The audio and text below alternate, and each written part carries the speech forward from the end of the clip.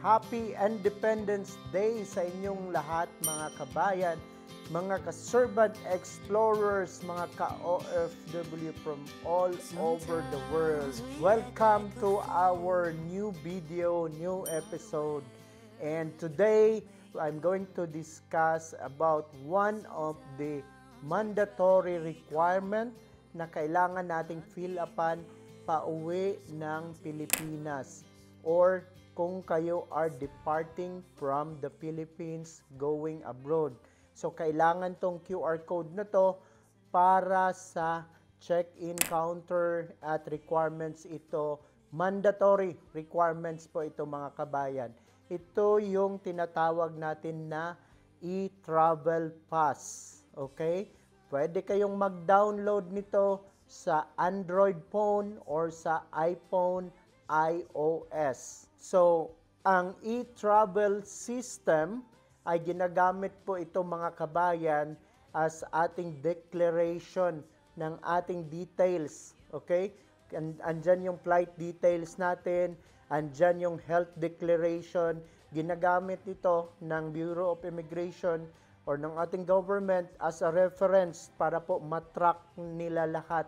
Kung anong airline ka, kumusta yung iyong health condition. Remember, nag-umpisa to nung COVID na meron tayong pinifill upan online na parang travel health pass. Ngayon ay tinatawag na ito na e-travel pass system. Ayan.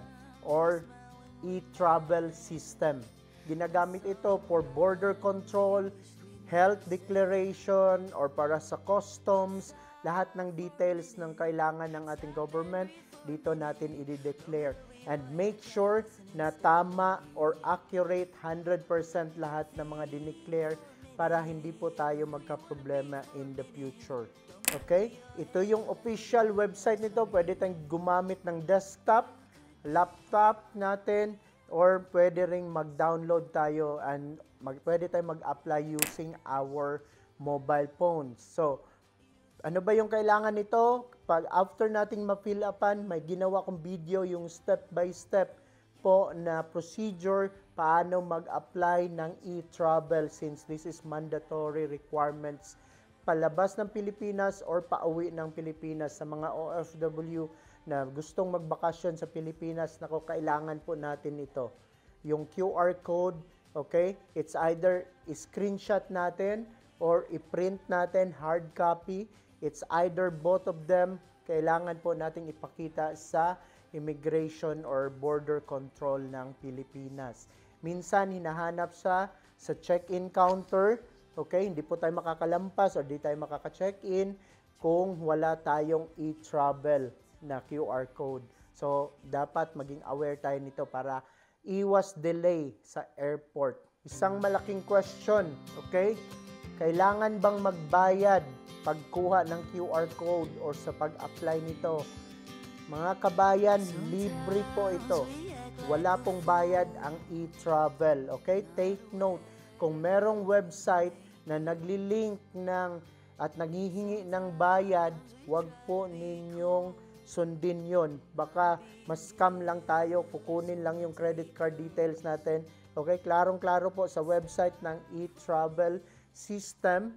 Okay? Ng etravel.gov.ph. Ito yung pinaka website. Okay? Libre po, walang bayad. May mga kakilala ako or may alam ako mga OFW na sorry to say, nagbayad po sila pagkuha ng e-travel. And then I said, klarong-klaro po sa website na libre po ang e-travel. Wala tayong kailangang bayaran, maski 10 pesos, 100 pesos, 1,000 pesos, or dollars man yan, zero. Okay? Take note mga kabayan, ipaalam din po natin sa iba nating mga kabayan na OFW na 100% free po magkuha ng QR code or ng e-travel.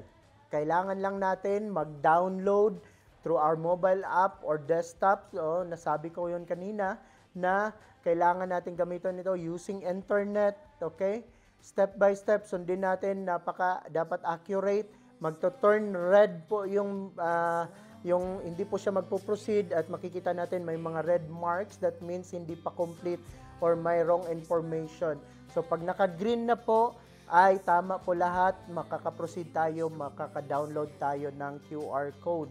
So if ever na-lost po natin yung QR code, pwede nating ma-access ulit yon sa website ng e-travel system. So mabilis lang po, napakadali na requirements para hindi po tayo matagalan doon sa immigration or sa border control or upon check-in. So one of the important details na banggit ko kanina is yung tinatawag na health declaration. So remember mga kabayan, during COVID, chine-check talaga isa-isa anong flight details mo. Maybe may nakasama ka na may COVID, we don't know. Or may mga sakit, anong mga nakakahawang sakit, madali pong i-track ng government kung alam nila yung flight details, seat number, kailan ka dadating, okay, kailan ka uuwi sa Pilipinas or kailan ka alis sa Pilipinas. So lahat po yun i-declare natin at napaka-importante po na accurate ang ating sagot. So kailan ba tayo dapat mag-apply ng e-travel? Within 72 hours before ng flight natin, okay? Pabalik ng Pilipinas or paalis ng Pilipinas. So basically mga 3 days before. Ako, ang ginagawa ko po ay 2 days or a day before. Madali lang po. Pag nag-apply tayo, nag-input tayo ng details, within 1 minute, okay, makukuha na natin yung QR code. Maximum 10 minutes. So, minsan, ako, nakailang apply na ako, so konting edit na lang, may account na ako sa e-travel, ni-edit ko na lang yung mga ibang details, kaya ako mabilis na nakakakuha. It's the same po with your e-registration kung paano kumuha ng OEC or Overseas Employment Certificate. So, madali lang po yan, walang hassle, di mo na kailangan magpunta ng POAA, ng Polo OWA, or saang DFA man, kung saang mga agency sa Pilipinas or abroad.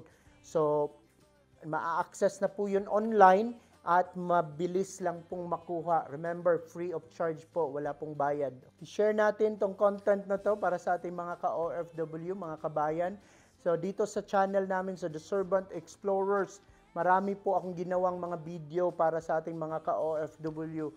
Andyan yung paano kumuha ng OEC, paano mag-verify, at meron akong mga gagawin pang mga content na I believe makaka-benefit sa ating lahat ng mga Pilipino at mga OFW abroad. At kung gusto nating mag-OFW or may plano tayo na magtrabaho abroad. Okay? Please support our channel para po marami tayong matulungan. Based lamang po ito sa mga na-experience ko as an OFW. So 14 years na po akong OFW and gusto ko lang ma-share yung mga experience sa mga kabayan natin, no? So maraming salamat po. Please continue, like and subscribe. I-share na rin at pahit ng notification bell para po updated kayo sa aming video. Mabuhay po kayong lahat and see you soon. Long it over your head, try to listen instead, won't you?